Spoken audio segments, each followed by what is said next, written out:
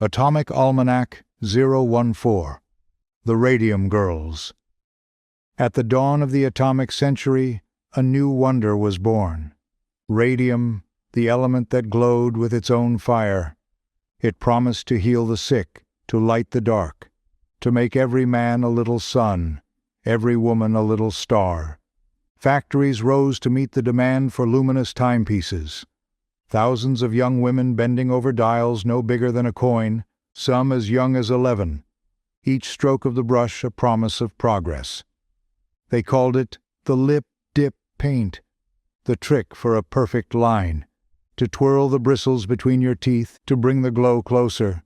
They became the ghost girls, wearing their best dresses to work so they'd shimmer at dances, painting their nails and teeth for fun, delighted by their own radiance.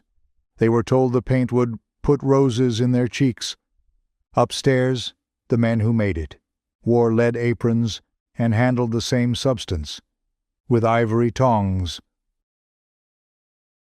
For a while there were roses.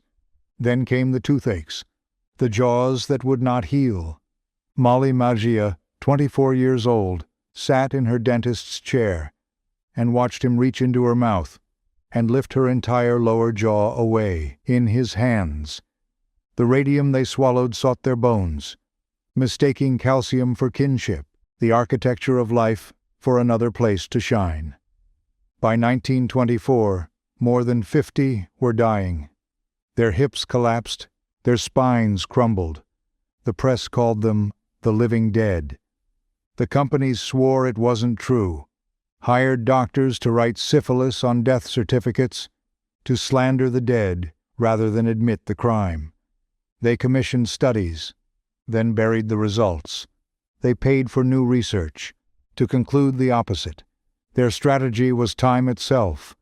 Wait for the evidence to die, before it could testify. Grace Fryer, her spine collapsing, searched for 2 years, to find a lawyer brave enough to take the case. When 5 women finally reached the courtroom in 1928, they were too weak to raise an arm for the oath.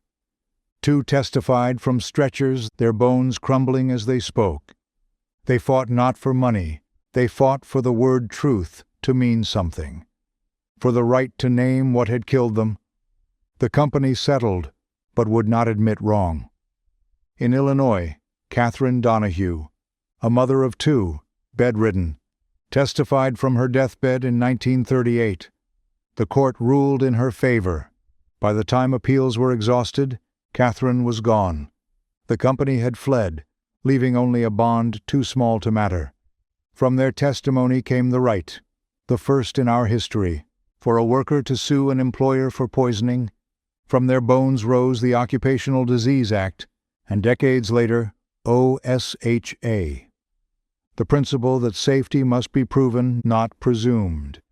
In Ottawa, Illinois, a bronze girl stands forever, holding a tulip whose petals will never open.